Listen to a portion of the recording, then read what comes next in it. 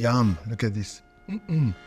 All right, for this delicious pasta bake, we're gonna start with the beef ragu. So a little bit of olive oil here on a hot pan, of course. Then we're gonna start with the chopped onions and give them a nice little blonde color.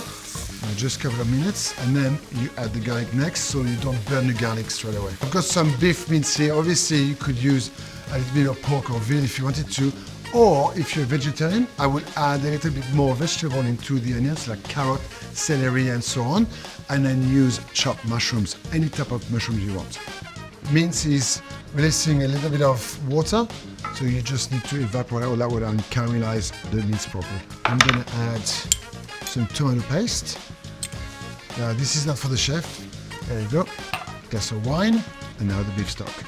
Just bring it to boil, and then we'll add the tomato passata, a bay leaf, and some oregano and some dry basil. A little bit of salt and pepper, but not too much. I'm going to reduce the heat and get it simmer for a few more minutes. While the ragu is cooking, let's start with the bechamel. It starts with the roux, so butter, and let it melt.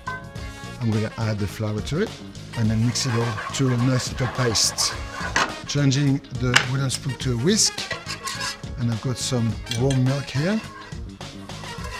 Bring the milk to boil, and it's going to start to thicken. I like to add a little bit of nutmeg, and of course some salt and pepper.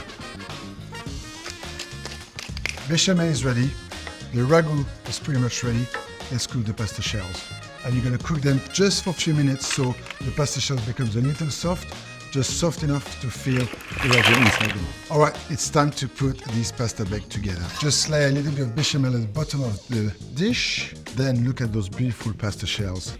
They're a nice little vessel just to scoop a little bit of the ragu inside the shell and then place them side by side all the way around.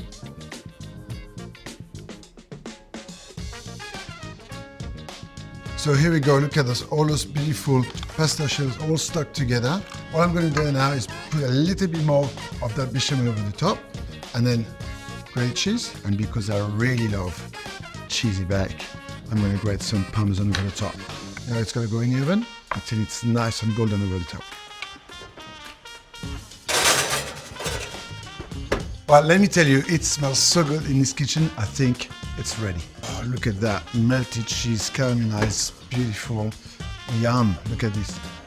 A little bit of basil over the top, or your favorite herb. And then you've got to try it before you're serving it. Look at this. That's a big mouthful, and I'm going to go for it.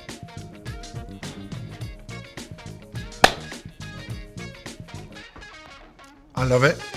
I think if the chef loves it, the rest of the family is going to love it. So it's time to serve. And be generous. Dinner's done. Everyone's got a food belly and happy. I'm left with the washing up. And thankfully, I've got finished to have me.